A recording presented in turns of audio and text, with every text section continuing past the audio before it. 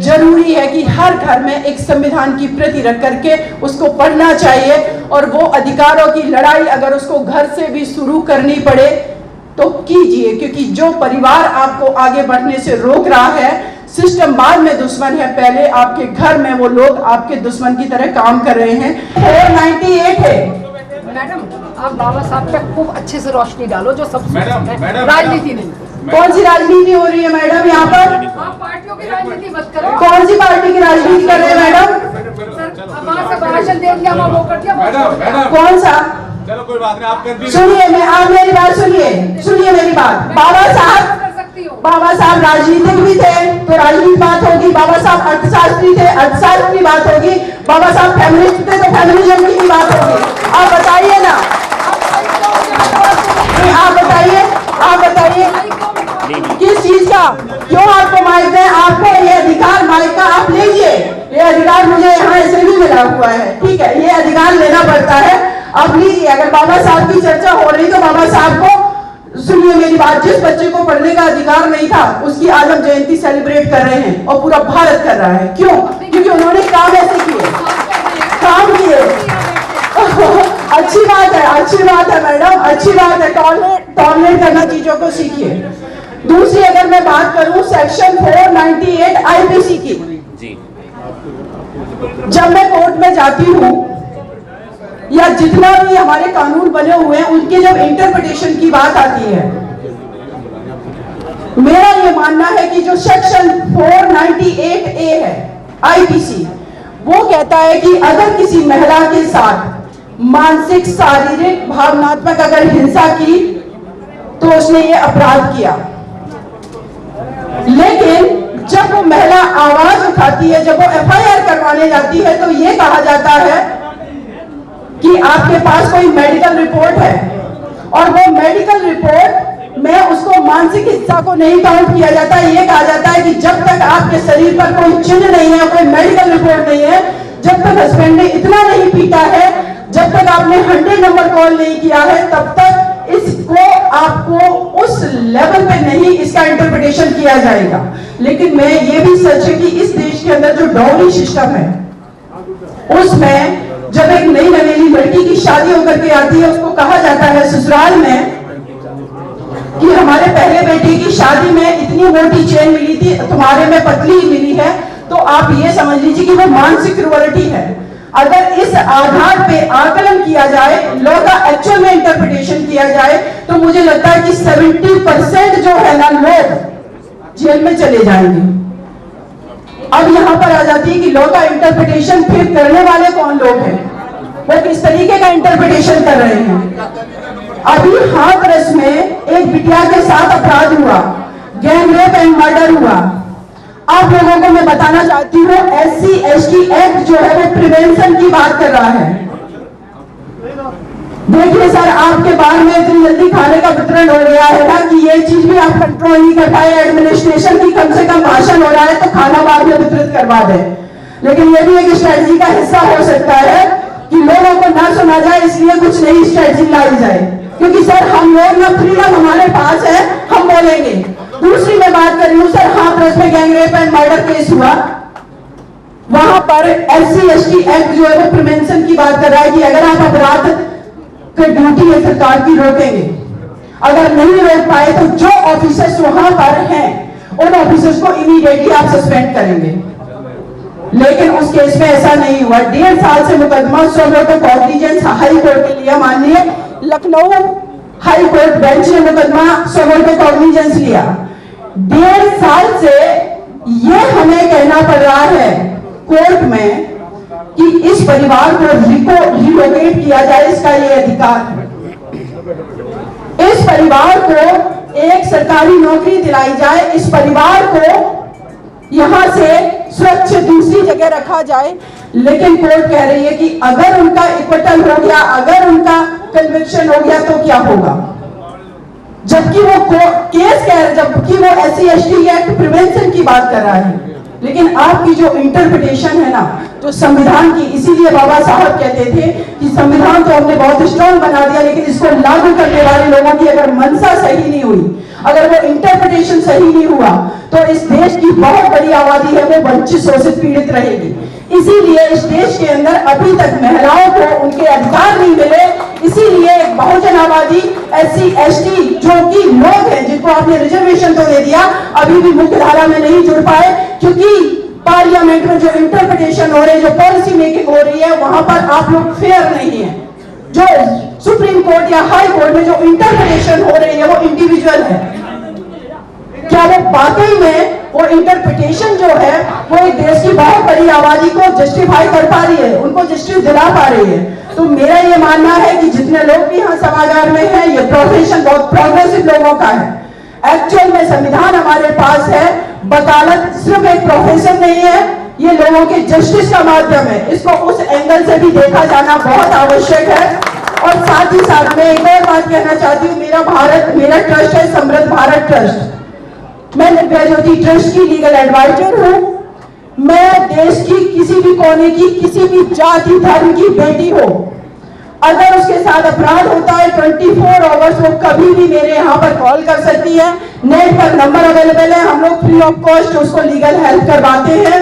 और ये हमारा विजन है कि भारत के कोने कोने तक हम उस हर स्त्री तक पहुंचे जो ना आर्थिक रूप से मजबूत है, न सामाजिक रूप से मजबूत है, न मानसिक रूप से उसको मजबूत होने दिया गया, न भावनात्मक रूप से। तो मैं चाहती हूँ कि वो स्त्री तक हम सभी लोग मिलकर के पहुंचे और इस देश को स्ट्रॉन्ग कंट्री बनाएं। विदाउट 49% महिलाओं की आबादी के ये देश उस लेवल पर विश्वगुरु नहीं बन सकता। हम भले ही आत्मग्लानि में ये खुश होते रहे कि हम बहुत स्ट्रॉन्ग कंट्री हैं, मुझे लगता है कि आप होंगे, लेकिन 49% अगर आबादी पीड़ित है तो हम बहुत कमजोर हैं, क्योंकि वो एक कड़ी जिसने एक मेल को जन्म दिया वो कभी भी फर्स्ट जेंडर नहीं हो पाई, वो सेकंड जेंडर है। अगर आज बाबा साहब होते तो मुझे लगता है कि जितना वो दलितों की आवाज उठा रहे होते, इक्वल रूप से वो उतना ही इस देश की महिलाओं की आवाज उठा रहे होते। क्योंकि आज जनरल कैटेगरी के घर में बैठी भी महिला, उसकी भी हालत आज एक दलित समाज के व्यक्ति से भी ज्यादा बदतर है इस देश में। नहीं तो इंदिरा गांधी के बाद क्या कोई दूसरी महिला काबिल नहीं बनी जो इस देश की शासन सत्ता चला सकती। अभी जब कोविड का टाइम आया, कोरोना काल आया, पूरे विश्व में हाहाकार मची हुई थी। कोरोना के केसेस जो है इंक्रीज होते जा रहे थे, लेकिन आप लोगों ने देखा होगा एक स्वीडन या फिर स्विट्जरलैंड की जो लेडी महिला थी, उस दौर में डिक्रीज हो रहे थे उनके यहाँ कोविड के। महिलाओं का मैनेजमेंट बहुत अच्छा है, लेकिन कॉन्स्पिरेसी जो पैट्रियार्किकल सिस्टम है उसने ऐसे बना के रखी है कि उन महिलाओं के सही कंस्ट्रक्टिव और टैलेंट का हम यूज ही नहीं कर पा रहे। और हमें लगता है कि जो सारी चीजें हमने सिस्टम बना रखा है वही सही है। जिस दिन महिलाओं का कंट्रीब्यूशन, उनका टैलेंट, उनकी एनर्जी का इस देश ने सदुपयोग कर लिया, उस दिन मैं दावे के साथ कहती हूँ करप्शन तो अपने आप 10% से भी डिक्रीज हो जाएगा। नहीं करती है वो करप्शन, नहीं करती है वो डिस्क्रिमिनेशन, कंपैशन उसके अंदर है। और इस पूरे विश्व में आप मान के चलिए एक ही चीज सस्टेन करती है जो परमानेंट करेगी, वो है मानवता। इसीलिए जितनी कंट्री ने डेवलपमेंट कर लिया, developed country, America, Russia, Bharat, America, Russia, Britain, सबकी बात करें, ब्रिटेन ने तो कितनी कंट्री पर शासन किया है ना, फिर आज क्यों उनका प्रधानमंत्री मेट्रो में चलता है? हमारे भारत में आकर के सिंहासन पर बैठना था, उनको इस तरीके से निकलना था कि हमारे भारत के लोगों को उन्होंने गुलाम बना के रखा। लेकिन आज सबसे ज्यादा अपने आप को डेमोक्रेटिक दिखा रहे हैं, क्योंकि उनको समझ में आ गया है कि एक ही चीज सस्टेन करती है, मानवता। अमेरिका आज क्यों सबसे ज्यादा डेवलप्ड कंट्री की तरफ से ही ह्यूमन राइट्स की बात उठती है ना? हमें लोगों को तो बैकवर्ड कंट्री कहा जाता था, आज उधर से क्यों उठने लगी? डेवलपमेंट के नाम पे बड़ी बिल्डिंग और सब कुछ बना करके हिरोशिमा नागासाकी पर बम फेंक करके वही जमीन में आ गए। आज यूक्रेन और रशिया लड़ रहा है, अमेरिका कुछ नहीं कर पा रहा है। चाइना अमेरिका को हाथ दिखा रहा है, परमाणु बम बना लिए हैं, पूरे सृष्टि को उन्होंने खतरे में डाल दिया और कहते हैं वो डेवलप्ड कंट्री है। डेवलपमेंट की डेफिनेशन क्या है? जो बाबा साहब के प्रिंसिपल है ना, मानवता की बात करते हैं, जो बुद्ध की फिलॉसफी है ना, ये आगे आने वाले समय में सस्टेन करने वाली है। और यही सच है, कोई कितना भी किसी भी धर्म रिलीजन के आड़ में कितना भी मानवता का लॉस कर ले, लेकिन एक दिन उनको इन्हीं सिद्धांतों पर चलना होगा। और यही सिद्धांत दलितों के उद्धार के हो सकते, यही महिलाओं के उद्धार के हो सकते। यही जब ब्लैक लोगों के फेवर में आंदोलन अमेरिका में चला, तो आज वही अमेरिकावासी जो जिनको दासों की तरह ट्रीट करते थे, जिनको इंसान नहीं माना, आज अगर वही अमेरिका में एक व्यक्ति, काले व्यक्ति की अगर मर्डर कर देता है पुलिस वाले, तो कनाडा के प्रधानमंत्री घुटनों पर आ जाते हैं, क्योंकि वो समझ चुके हैं कि जीवन का उद्देश्य क्या है और डेवलपमेंट की एक्चुअल डेफिनेशन क्या है। इस आधार पे हमारे भारत को भी चलना होगा। आज एक राजस्थान में लड़का, इतना स्मार्ट लड़का, उससे सिर्फ इसलिए आपको जेलसी होगी क्योंकि उसने मूंछ रख ली। भारत में मूंछ रखना किसी और का फंडामेंटल राइट है, उस बेटे का नहीं। आप बताइए क्यों नहीं फिर लोग गालियां देंगे, क्यों नहीं फिर इस तरीके के सिस्टम को वो कोसेंगे? और उनका अधिकार है।